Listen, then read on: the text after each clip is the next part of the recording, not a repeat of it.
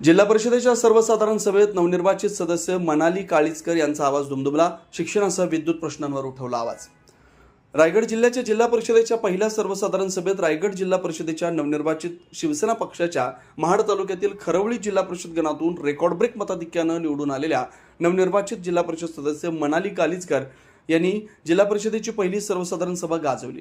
त्यांनी जिल्ह्यातील मराठी शाळा संदर्भात आवाज उठवत मराठी शाळेत पालक आपले विद्यार्थी पाठवत नाहीत, मराठी शाळांमध्ये असणाऱ्या सुविधांचा अभाव आणि इंग्रजी शिक्षण मिळत नसल्याने या ठिकाणी गरीबात गरीब पालक देखील कर्जबाजारी होऊन आपले विद्यार्थी इंग्रजी माध्यमाने खासगी शाळांमध्ये पाठवत आहेत, त्याचा विचार करून जिल्हा प्रशासनानं प्रत्येक शाळेत इंग्रजी शिकवणारे शिक्षक दिले पाहिजेत, तसेच डिजिटल सुविधा उपलब्ध करून दिल्या पाहिजेत अशा पद्धतीची मागणी केली.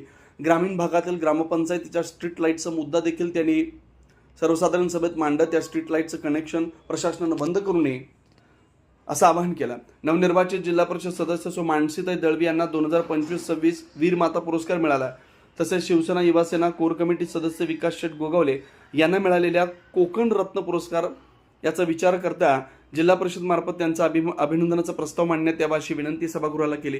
त्यामुळे मनालीताई काळीजकर यांनी पहिल्याच सर्वसाधारण सभेत आपला आवाज बुलंद केला असून माजी जिल्हा परिषद सदस्य मनोज काळीजकर यांच्या नंतर जिल्हा परिषदेमध्ये त्यांच्या सुविद्य पत्नी मनालीताईंनी जिल्हा परिषदेची पहिली सभा गाजवून सोडली आहे. त्यामुळे त्यांचं सर्वत्र कौतुक होत आहे. ब्युरो रिपोर्ट, तेज मराठी न्यूज, महाड, रायगड. त्या संदर्भात मी शिक्षणाविषयी बोलणार आहे, तर आपली परवानगी असावी. जिल्हा परिषद शाळांची घसरती पटसंख्या आणि पालकांचा कमी होत चाललेला विश्वास. आज गावातील प्रत्येक पालकाचं एकच स्वप्न आहे, माझं मूल इंग्लिश मीडियममध्ये शिकावं आणि थेट प्रायव्हेट शाळेकडे वळत आहेत. पण मला इथे थेट एक प्रश्न विचारायचा आहे, आपल्या जिल्हा परिषदेच्या शाळेमध्ये काय कमी आहे? आपण त्या शाळांना इतका सक्षम का बनवू शकत नाही? पालकांनी परत विश्वासाने आपल्या शाळेत, एक मिनिट शांतता असावी, आपण त्या शाळांना इतकं सक्षम का बनवू शकत नाही? पालकांनी परत विश्वासाने आपल्या शाळेत मुलं घातली पाहिजेत. आज झेडपी शाळांमध्ये इंग्रजीचा अभाव, आधुनिक शिक्षणाची कमतरता आणि आकर्षण वातावरण नाहीये, ही खरी वस्तुस्थिती आहे. त्यामुळे गरीब पालक सुद्धा कर्ज काढून प्रायव्हेट शाळेमध्ये मुलाला घालत आहेत. ही आपल्या व्यवस्थेची अपयशाची निशाणी आहे. म्हणून अध्यक्ष महोदय, प्रत्येक जिल्हा परिषद शाळेत किमान एक इंग्लिश शिक्षण सुरू करावा. शिक्षकांना इंग्रजी व आधुनिक शिक्षण पद्धतीचं विशेष प्रशिक्षण दिलं पाहिजे.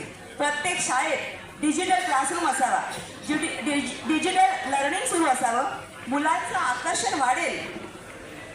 ज्या शाळा अगदी जुन्या झाल्या असतील तर त्या नवीन इमारती बांधाव्यात.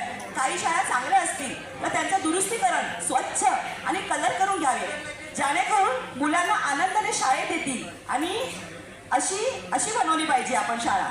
पालकांची संवाद ठेवला पाहिजे. पालकांना विश्वासात घेणं खूप महत्त्वाचं आहे. खेळ, स्पर्धा, सांस्कृतिक कार्यक्रम यात मुलांचा सर्वांगीण विकास दिसला पाहिजे. आज गरज आहे की फक्त जिल्हा परिषद शाळेचा दर्जा इतका उंचवण्याची आहे की पालकांनी स्वतःहून आपल्या शाळेकडे वळलं पाहिजे.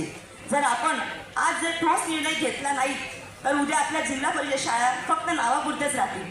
असं होऊ नये म्हणून माझी प्रशासनाला कळकळीची विनंती आहे. जिल्हा परिषद शाळांना पर्याय नाही तर पहिली पसंती बनवण्यासाठी ठोस पावलं आपण उचलावी, एवढी माझी विनंती.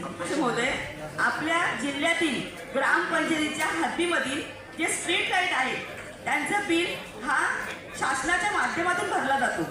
तरी सुद्धा अनेक वेळा वीज पुरवठा खंडित केला जातो किंवा स्ट्रीट लाईट बंद केली जाते.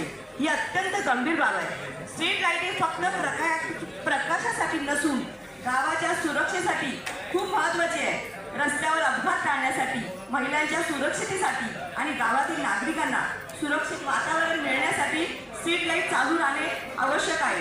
म्हणून माझी विनंती आहे, ग्रामपंचायतीच्या वतीने त्वरित Maharashtra state electricity distribution company limited म्हणजे MECB यांना अधिकृत पत्र पाठवावे. त्या पत्रामध्ये स्पष्ट नमूद करावे की ग्रामपंचायतीच्या हद्दीतील स्ट्रीट लाईटचे बिल शासन भरत असल्यामुळे कोणत्याही परिस्थितीत स्ट्रीट लाईटचा वीज पुरवठा खंडित करू नये. तसेच भविष्यात अशा प्रकारची समस्या निर्माण होऊ नये. मानसीताई दळवी मॅडम यांना 2025 ते 2026 चा वीर माता जिजाऊ पुरस्कार मिळाल्याबद्दल त्यांचं अभिनंदन आणि त्यांचा अभिनंदनाचा ठराव घ्यावा. आणि जिल्हा परिषद सदस्य विकास शेठ गोगावले यांना कोकण रत्न पुरस्कार दैनिक पुढारी यांच्या वतीने मिळाल्याबद्दल त्यांचंही अभिनंदन आणि त्यांना त्यांचाही अभिनंदनाचा ठराव घ्यावा.